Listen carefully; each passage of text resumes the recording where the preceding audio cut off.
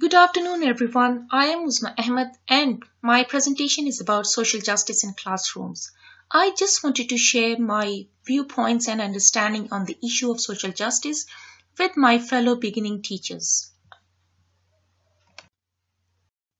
When I think about social justice, the first thing that comes in my mind is the quote from Bigelow and Cobb's book, Rethinking Our Classrooms, which says that rethinking our classrooms is not about what we cannot do, but it is all about what we really can do in our classroom. Therefore, social justice, in a nutshell, is when diverse needs of all learners are met, regardless of their culture, ethnicity, race, language, sexuality, and religion. It means that it is an issue that teachers need to be mindful of in order for all students to have the equal and equitable opportunity to learn and succeed. So, during my last placement, I came across many students from different backgrounds, but there were two from your age who got my attention. In one of the classes, I noticed that they both sat together and appeared to be disengaged from the main content being taught. Soon this became evident when they failed to do the given tasks, as they did not understand it in the first place. During the lesson, there were multiple times where I offered help and assistance, but they refused to accept my assistance every time I asked. Then I became curious regarding their attitude towards the learning because they are disengaged, they are not learning at all, and they were not accepting any kind of help. Then I became curious and started collecting data about them. And I recently found out that they are from immigrant family and recently migrated to Australia from non-English speaking country.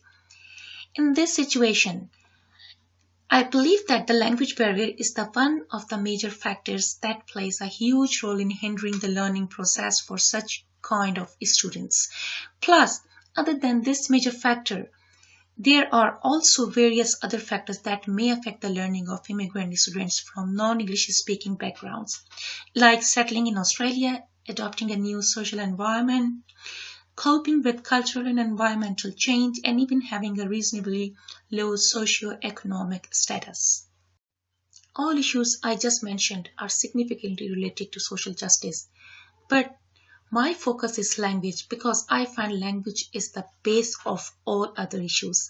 This particular issue strongly links with the concept of social justice as it may hold back students from learning due to the language hurdle.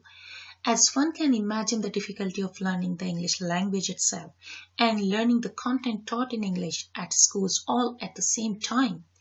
This language issue would result with the students not being able to comprehend the instructions or the content due to insufficient language skills in the mainstream classrooms. Other than that, this factor would also put the students on the verge of social isolation in the classrooms as the language barrier between them and other students in classroom may hinder them from communicating with one another. Being a teacher, this issue would definitely have an impact on my ability to undertake my duties effectively in the classroom, as due to students' lack of language proficiency, it would be rather challenging for me to develop a proper pedagogical relationship with that particular or a group of students. As in order to develop a pedagogical relationship or connection in the classroom, I know or everyone understands that communication is the most essential and basic element which builds the very base of the process of learning and educating.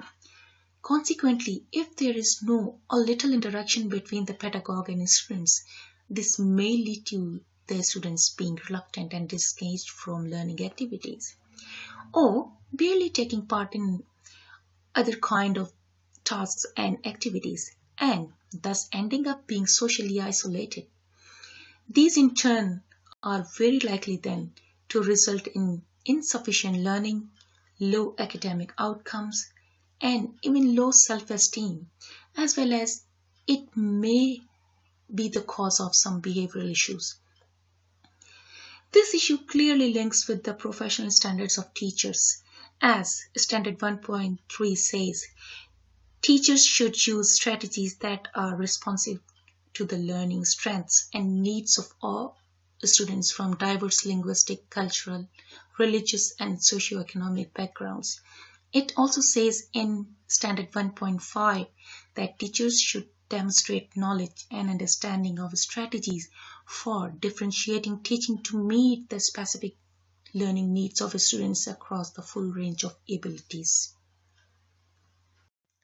After collecting data about those students from school, I started to follow action research cycle and researched on issues of ESL students. Some of the interesting statistics I found out were, as you can see, that according to Department of Education and Training, in Australia, 25% of students come from non-English speaking backgrounds. And if you want to be specific on a state level, then in NSW schools, 128,000 students are from ESL backgrounds and are located in 711 schools.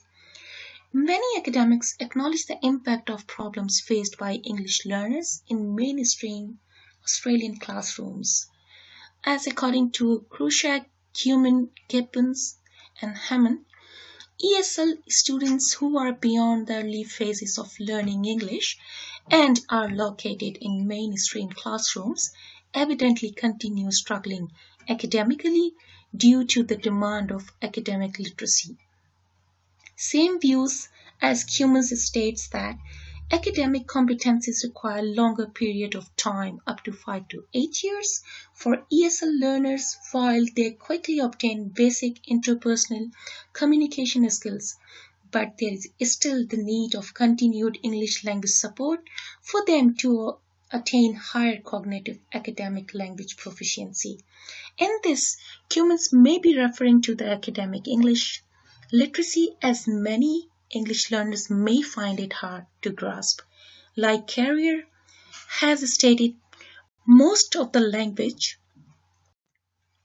used by ESL learners is conversational English, whereas in science classrooms, one needs full fluency in academic English, which can be confusing due to the terms that sounds too similar to the conversational English but have very different meanings.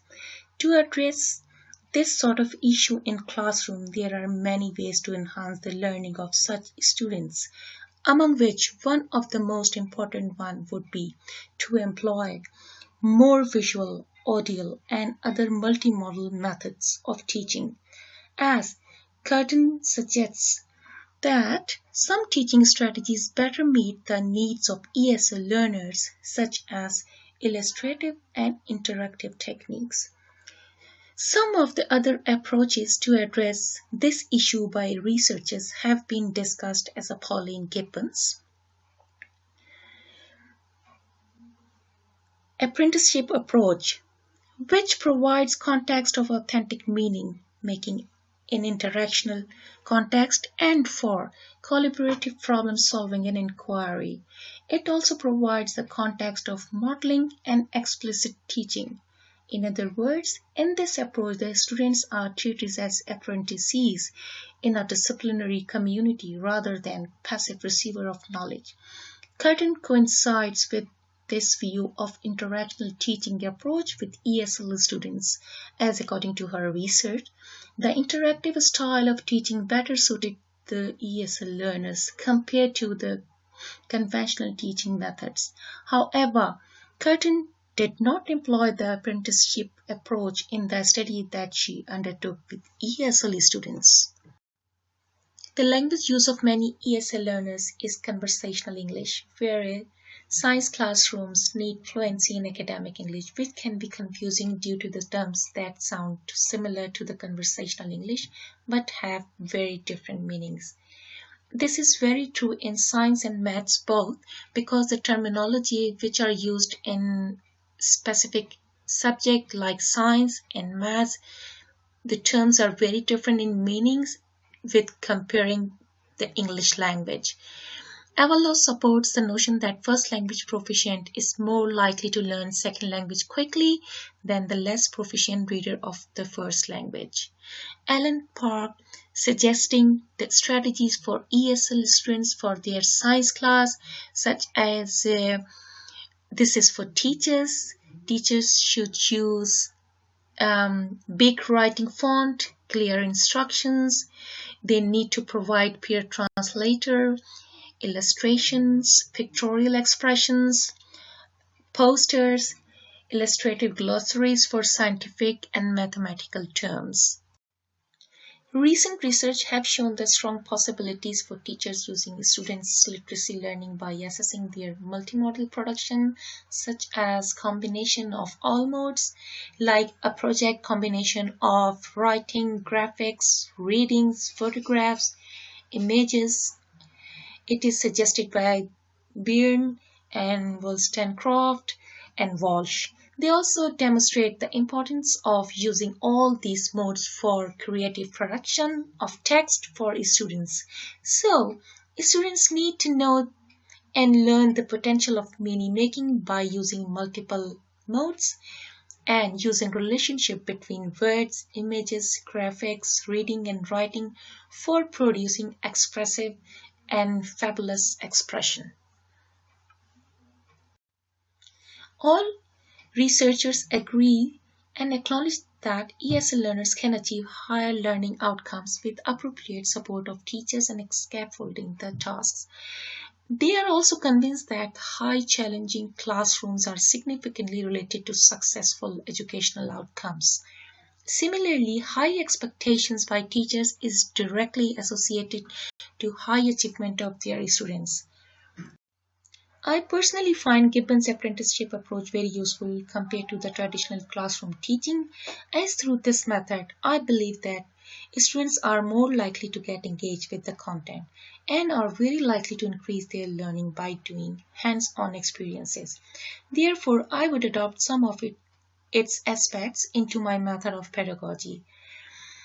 Apart from this, I highly recommend the idea of multimodal literacy, as mentioned by Walsh and Steen. I really like this type of pedagogy for its use of various diverse modes in which a student is free or is able to communicate and improve their learning through multimodal modes such as reading, writing, graphics, audio, use of technology, and kinetic learning.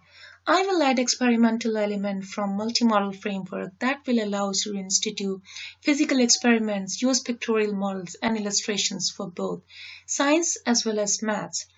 For example, in order to teach scientific and mathematical terminology as a teacher, I could use visual charts of scientific and mathematical glossaries that demonstrate the term by their visual depiction.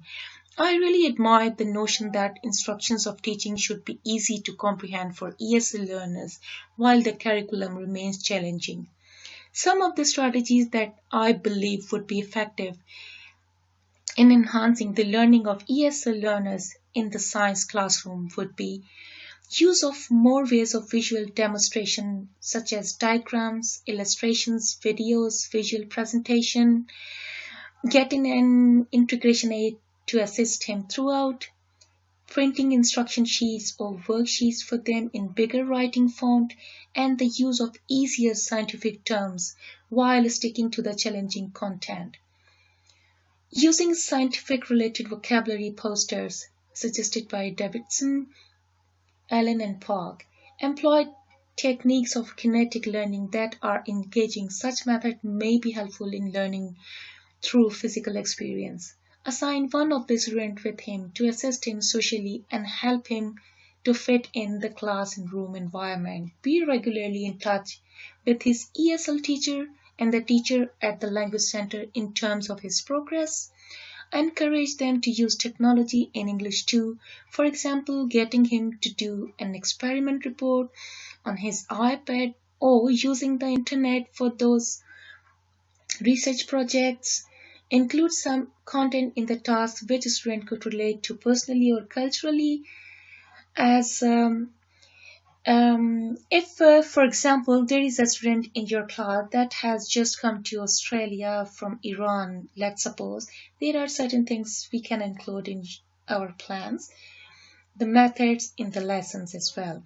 The students may find relatable, and this would play a huge role in forming a pedagogical connection with the student. Yes, many of my strategies are influenced by the approach and strategies of Allen and Park. However, I beg to differ to one of the strategies that may suggest of assigning a peer, translator, or assistant to the ESL student, as assigning one particular student to the ESL learner would be unfair on both of the students in many ways. Instead of peer translation, I would prefer peer interaction and discussions amongst students as well as with teacher in groups. As research suggests that ESL students work more confidently in groups than without. Multimodal literacy provides a student with the opportunity to demonstrate their understanding of the content in their own preferred way. For instance, for environmental science projects, the students should be given a broader spectrum of methods to present their research, including making posters, PowerPoint presentations, research reports, making collages, or even constructing diorama. In order to implement these strategies, I may need various resources, most of them which are technology based. First and foremost, teaching in this present day, we all know that majority of the students now have their own laptops or iPads in schools, which they use as a tool for learning.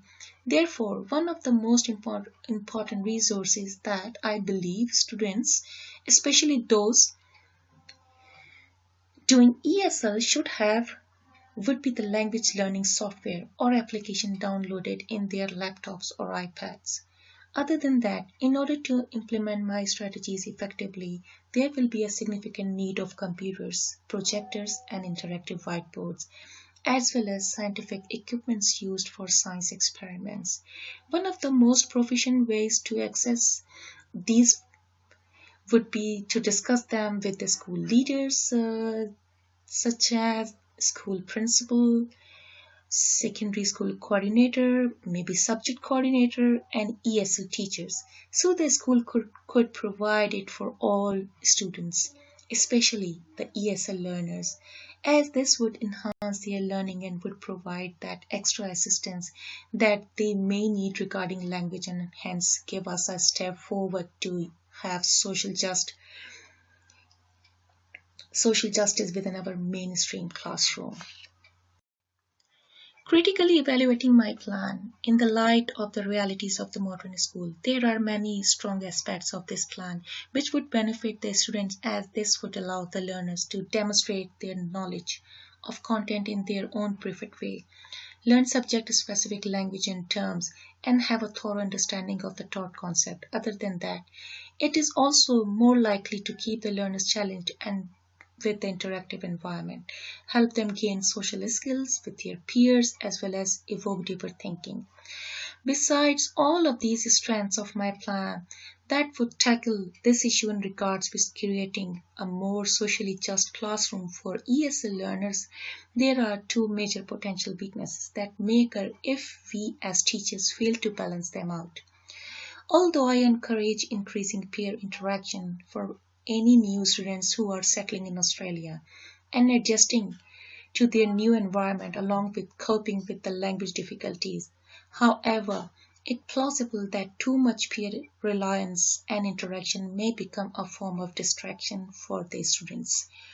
However, it would be up to the teacher to prevent this by keeping the students engaged with the content. Other than that, one of the major potential weaknesses that may result from one of the aspects of this plan would be the frequent use of technology such as laptop, iPod, or iPad or language software for language assistance, as this may result with the student becoming heavily dependent on the technology and the language software in terms of English language, grammar, spelling, and punctuations. This plan provides many opportunities for the students regardless of their race, religion, or cultural background to participate in the activities and tasks relevant to the content through this interactive approach of Gibbons as well as Walsh. Similarly, for teachers like myself and my colleagues, this plan exposes us to diverse ways of forming a pedagogical connection with our students from all sorts of various cultural and lingual backgrounds and shows us many tactics to convey our teaching to the learners with the language hurdle, as well as shows us how to gradually overcome the language hurdle in order to create a more socially just classroom for ESL learners of migrant backgrounds. Overall, my personal understanding of myself as a teacher would be that educating our students is not our only goal because we, as teachers, also play a crucial role of mentoring. This way, we are not only responsible for transferring knowledge to our students, but we are also responsible for ensuring their social well-being. From my experiences and placements, as well as the reason I chose to do this presentation on this particular topic is that I, as a teacher, felt empathetic towards those particular ESL students that I had encountered so far. Coming from a bilingual background myself, I very well understand the language barriers and the difficulties that are often faced by students that are immigrants from a non-English speaking countries. Therefore, in my pedagogy, I would stress upon the necessity and vitality for a teacher to be able to connect with their students regardless of their backgrounds and therefore build a healthy pedagogical relationship with them by being approachable to them despite any language or cultural barrier. What I discovered about this particular issue is that although problem of social justice faced by ESL learners may seem subtle, but when one looks deeper than the surface, it becomes evident that this issue is like an umbrella of all other minor issues of social justice. As I mentioned before, although I focus this presentation on the language barriers within the classroom, there are other major issues concerning the difficulties faced by ESL learners from migrant backgrounds, such as fitting in socially, adjusting to their new cultural environment, coping with the cultural shock, and even being subjected to discrimination or racism at many points. Therefore, I believe that being a teacher is more or less as being a researcher. When one adopts the method of action research cycle, as it is essential to find out issues that are being faced by our students and work with them towards resolving it, so that we could later on embed those resolutions within our teaching in order to prevent those issues of social justice from occurring again. Thank you very much for listening and providing me this opportunity. Thank you.